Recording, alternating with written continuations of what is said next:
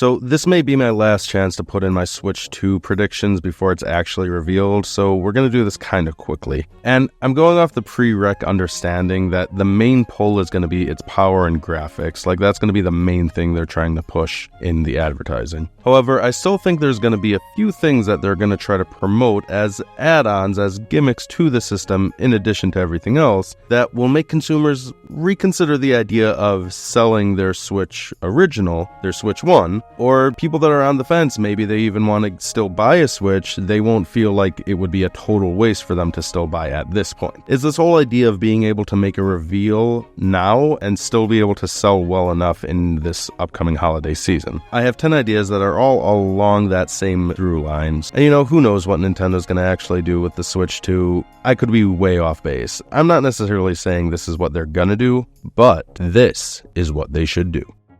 So let's begin. Why buying a Switch 1 is still worth it now, the main thing would be multi-screen streaming. The basic concept of being able to use your old Switch as a second screen, so to speak, that it'll be streaming directly to the Switch 2 system so that two displays are coming from one console, so to speak. And this will eventually allow Nintendo DS games to show up on NSO and other ports that could be very similar to the Wii U-like experiences. But the natural evolution of that is to have then multiple screens as some form of screen streaming. So similar to the PlayStation Portable, where it's not really playing the Switch 2 game directly, but you can still stream whatever's happening on your Switch 2 onto your Switch 1, so then you can theoretically keep multiple Switches in different rooms or let multiple roommates play the same system just, at different times. Imagine having a house full of PlayStation Portables. And in that same thought, the concept of download play like they had back in Nintendo DS, where there could be multiple Switch 1 units. As long as the Switch 2 has one game, everybody that has that Switch 1 can play Mario Kart, for instance.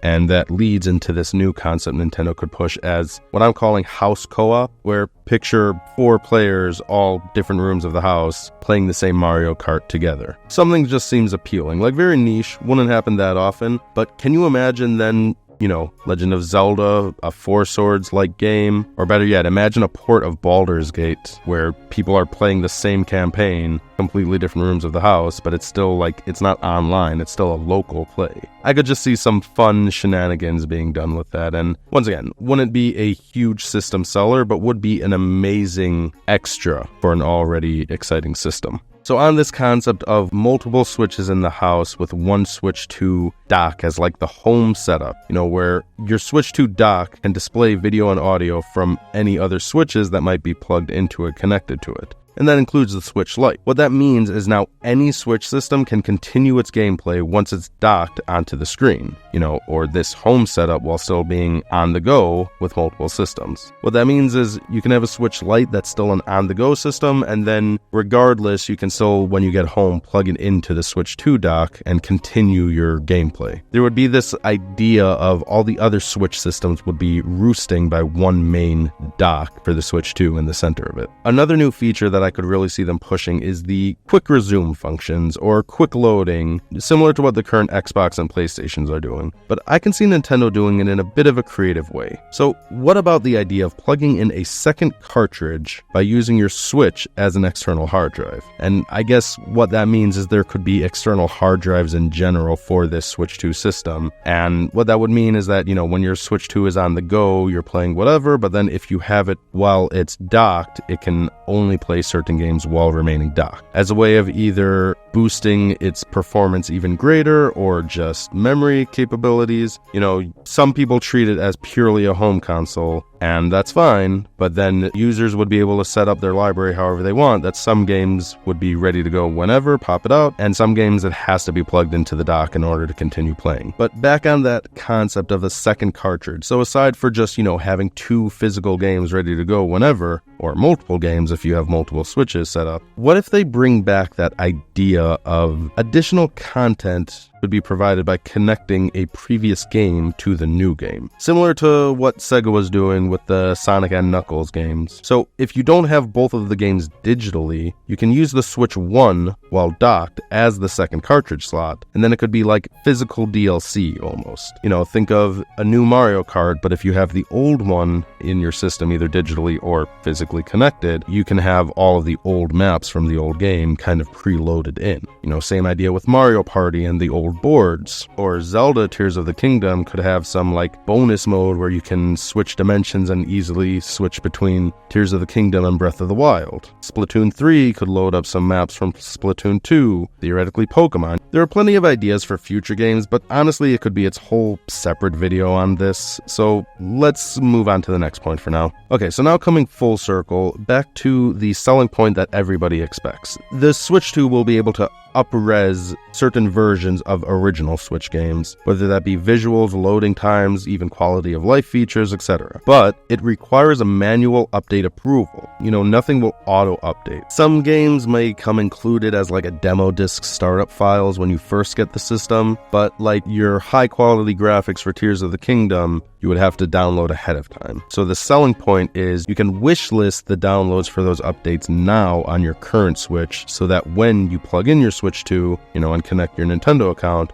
it will download automatically and you're off to the races from day one. And that's another thing I just want to make crystal clear. The Switch 2, I'm predicting, will be 100% backwards compatible, meaning it can play all games from the Switch 1, but you can't necessarily purchase all games through it. So that's another selling point in and of itself. There may be certain games that you want to keep your library and you'll be able to play it on the Switch 2, but you can't necessarily download it. I could see it being a selling point for certain individuals. And on that topic, there could be additional updates for existing games that are specifically about achievements and trophies. Now, I know this has kind of been a hot button topic recently, and it's un-Nintendo-like to compare your scores, but maybe you can have some sort of private list that you can only share with friends. Anyways, the idea of trophies that you have on your games would be a whole new feature, a whole new selling point for the Nintendo audience. And the main appeal to this is that it can work seamlessly with cross-save functionality with the same game and your save files, etc., to be played on other systems. This wouldn't be a full list at launch, but a growing list. And the design, or kind of future-proofing this concept, would be that it could eventually work seamlessly with third-party cloud-based game libraries. Imagine 4 years from now, Game Pass comes to Switch 2, or any of the other game launchers. You can all of a sudden launch the game on your Switch 2, and the progress that you have from your Nintendo version of the game will still be able to function on all other third-party once they get through certain loopholes, and trophies is definitely one of those.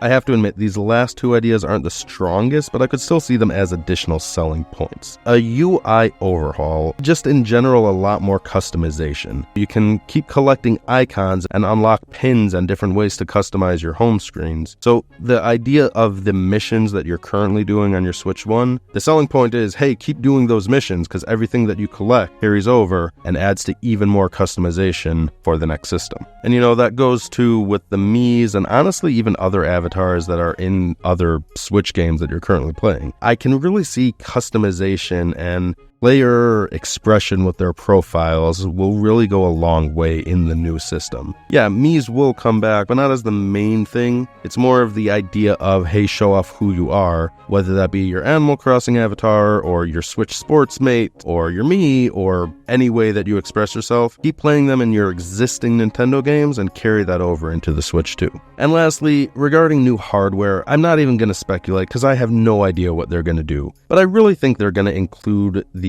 IR sensors or receivers back to the top of the controllers, or whatever the Joy-Con equivalent are. Maybe as built-in, maybe as a separate accessory. And I know you might be thinking this isn't really necessary because the gyro controls work pretty well for all the pointer controls, but Wii-style IR sensors are still the best possible for pointer controls. So why am I even bringing this up? Because I can honestly see them being some gimmick where you can buy an additional accessory to set up on your television as the sensor bar or something, but it's honestly just a device that gives off an infrared signal, and I'm pretty sure you can use the current Joycons to do that. You know, keep your old Joy-Con, set it up by your television when you're playing a game that you need the pointer controls, and there you go. You don't need to buy the new accessory Nintendo's going to roll out. Yeah, it's a little silly, but you can see it, can't you? So those are my quick ideas. Who knows if I'm anywhere close to being right, but I hope you enjoyed, and let me know what you think down in the comments. Do you think any of these ideas are